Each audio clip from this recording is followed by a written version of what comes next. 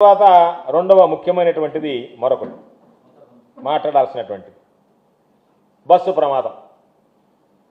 కర్నూలు జిల్లా దగ్గర జరిగినటువంటి బస్సు ప్రమాదానికి సంబంధించి దాని మూలాలన్నీ వెతికి తీస్తే ఇది ఒక్క మాటలో చెప్పాలంటే ఇది సర్కారీ హత్య, ఈ ప్రభుత్వం చేసినటువంటి హత్య.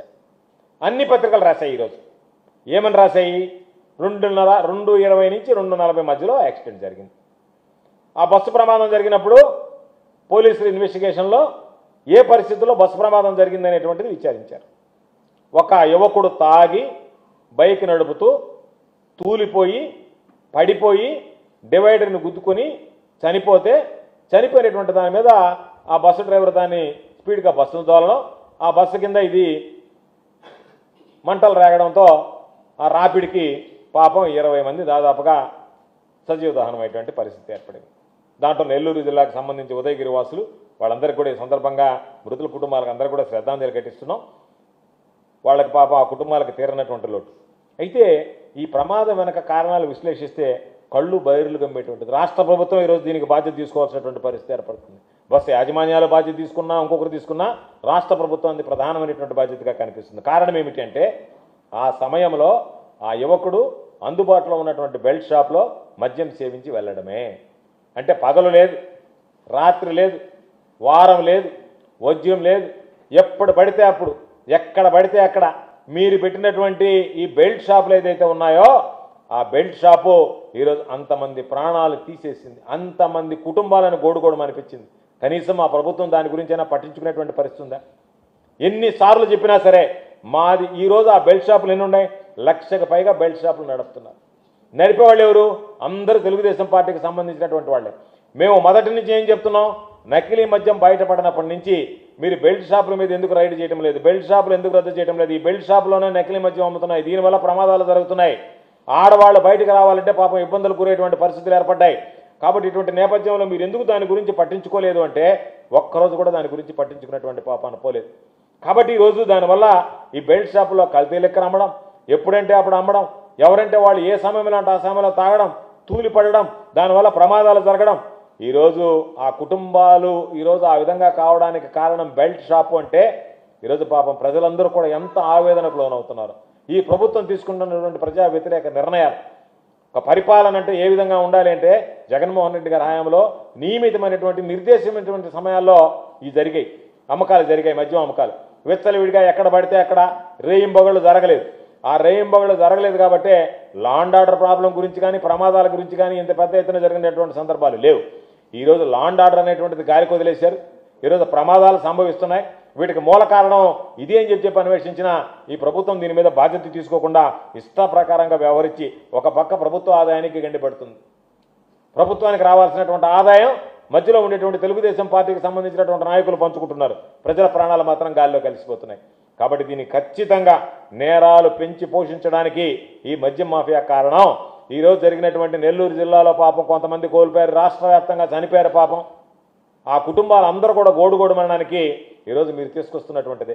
అందుకనే నకిలీ మద్యం విషయంలో మీ పాత్ర ఉంది కాబట్టే, ప్రభావం ఉంది కాబట్టే ఈరోజు మీరు దాన్ని ఏదో ఒక విధంగా ఆ ప్రభావం మీ పార్టీ మీద మీ మనుషుల మీద పడకుండా దాన్ని బురద రాజకీయాలు పూనుకుంటూ ఎవరికో ఒకరితో దాన్ని ఆపాదించడానికి ప్రయత్నం చేయడం కాకుండా ఎప్పటికైనా ప్రభుత్వం కళ్ళు తెరిచి ఏదైతే ఇంతమంది మరణాలకు కారణమయ్యాయో, ఇంతమంది ప్రాణాలు గాలిలో కలిసిపోయాయో దానికి మూల కారణం ఏందనేటువంటిది తెలుసుకున్న తర్వాత అయినా ఈ బెల్ట్ షాపులు నిర్మూలించడంలో కానీ, బెల్ట్ షాపులు నిరోధించడంలో కానీ, కల్తీ మద్యం విషయంలో కానీ ఖచ్చితంగా వ్యవహరించాలని చెప్పి కోరుకుంటున్నాం. వ్యవహరించాల్సినటువంటి బాధ్యత మీ మీద ఉంది అని చెప్పి ఈ సందర్భంగా డిమాండ్ చేస్తూ మరొకసారి బస్సు ప్రమాద బాధితులకి హృదయపూర్వకమైనటువంటి శ్రద్ధాంజలి ఘటిస్తూ వాళ్ళ లేని లోటు తట్టుకుని ముందుకు వెళ్ళేటువంటి ధైర్యాన్ని భగవంతుడు ఆ కుటుంబాలకి ప్రసాదించాలని, ప్రభుత్వమే బాధ్యత వహించి ఈరోజు ఆ కుటుంబాలని ఆదుకునేటువంటి విధంగా చర్యలు చేపట్టాలని చెప్పి కోరుకుంటూ ప్రభుత్వం ఇప్పటికైనా దీన్ని ఒక గుణపాఠంగా స్వీకరించి భవిష్యత్తులో ఇటువంటి ప్రమాదాలు జరగకుండా బెల్ట్ షాపుల్లో కానీ నకిలీ మద్యం విషయంలో కానీ ఖచ్చితంగా వ్యవహరించాలని చెప్పి వైఎస్ఆర్ కాంగ్రెస్ పార్టీ పక్షాన్ని డిమాండ్ చేస్తుంది. ఇంకోటి లాస్ట్, నిన్న మా సోమిరెడ్డి ఆయన మాట్లాడాడు, నాకు నవ్వు వచ్చింది. ఎవడన్నా కొంచెం కంప్యూటర్ పరిజ్ఞానం ఉండేవాడు డేటా సెంటర్ గురించి, డెవలప్మెంట్ సెంటర్ గురించి మాట్లాడుతూ ఈ ఏదో చెప్పిన సమేతంగా ఎందుకు చెప్పగలరు? ఏమీ తెలియనటువంటి వాడు ఈరోజు వెళ్ళి ఆయన డేటా సెంటర్ని డెవలప్మెంట్ సెంటర్ గురించి మాట్లాడుతున్నాడు. నీకు తెలుసా? బండబడ నువ్వు 10వ తరగతి ఫెయిల్ అయినటువంటి అధవు నువ్వు. Data centre development centre, data centre ఏంటి, డెవలప్మెంట్ సెంటర్ ఏంటో తెలుసా? మాట్లాడగలవు నువ్వు? ఏదో తలకాయ ఎగరేస్తా మెడ ఎగరేస్తా కాదు. ఈరోజు జగన్మోహన్ రెడ్డి గారి కంట ఆయన మానసిక స్థితి బాగలేదంట. ఆయన మానసిక స్థితి బళ్ళే నువ్వు 2 కాళ్ళ మీద 2 నిమిషాలు నిలబడం, ఆ కాలు ఈ కాలు ఇట్టేట అనకుండా ఆ కోడి కాళ్ళ మీద 2 నిమిషాలు స్టడీగా 2 కాళ్ళ మీద నిలబడం ఏం పడలేదు? నీ మానసిక స్థితి బాగలేదా? నీ శారీరక స్థితి బాగలేదా? జగన్మోహన్ రెడ్డి గారి మానసిక స్థితి బాగలేదా? ఏదో అదృష్టం ఉండి గెలిచి ఉండొచ్చు, అంత మాత్రాన్నే గాలిలో ఎగరుతున్నాడు, మామూలుగా కూడా లేదు. తమ పని కానివ్వండి. ఇప్పుడు ఎట్టా నువ్వు బిజీగా ఉండవు? నీ ఆలోచన ఏంది, విధానం ఏంటంటే జగన్మోహన్ రెడ్డి గారిని గురించి ఏదో ఒకటి మాట్లాడాలా, చంద్రబాబు నాయుడు దగ్గర మార్కులు పడాలా. ఎందుకు చంద్రబాబు నాయుడు దగ్గర మార్కులు పడాలా? చంద్రబాబు నాయుడు నెల్లూరు జిల్లా పర్యటనలో కూడా నీ ముఖం చూడడానికి కూడా ఇష్టపడలే, అవునా కాదా? కాబట్టి అటువంటి పరిస్థితుల్లో నువ్వు ఈరోజు పోయి రకరకాలైనటువంటి కార్యక్రమాలు ఉండవు, గ్రావెల్ ఎత్తుండవు, మట్టి ఎత్తుండవు, బూడిద ఎత్తుండవు, ఇసుక ఎత్తుండవు, ఇరిగేషన్లో దొంగ బిల్లులు చేయించుకుంటున్నావు. అవన్నీ బయటపడితే తమరిని ఎక్కడా తొలగిస్తారో పాపం ఇన్ఛార్జి గారని చెప్పి జగన్మోహన్ రెడ్డి గారిని గట్టిగా మాట్లాడితే కనీసం ఆ సింపతితోనే చంద్రబాబు నాయుడు నా మీద కొంత ప్రేమ వలకబోస్తాడని చెప్పి మాట్లాడడం తప్ప జగన్మోహన్ రెడ్డి గారి మానసిక స్థితి గురించి, జగన్మోహన్ రెడ్డి గారి శారీరక స్థితిని గురించి, జగన్మోహన్ రెడ్డి గారి ఆరోగ్య స్థితిని గురించి, జగన్మోహన్ రెడ్డి గారికి 3 స్టంట్లు వేయలే. జగన్మోహన్ రెడ్డి గారికి మొన్న పోయి అపోలో హాస్పిటల్లో మొన్న కూడా పోయి చేరి సాయంకాలం దాకా చికిత్స చేయించుకున్నారా? జగన్మోహన్ రెడ్డి గారు ఆరోగ్యంగా ఉన్నాడు. జగన్మోహన్ రెడ్డి గారు రాష్ట్రానికి ముఖ్యమంత్రిగా పనిచేశాడు. కాబట్టి జగన్మోహన్ రెడ్డి గారి పేరు ఉచ్చరించేటువంటి స్థాయి లేనటువంటి వాడికి నువ్వు మాట్లాడేటువంటి పరిస్థితి ఏర్పడితే దానికి సంబంధించి ఎంతకన్నా దరిద్రమైనటువంటిది ఏది ఉండదు.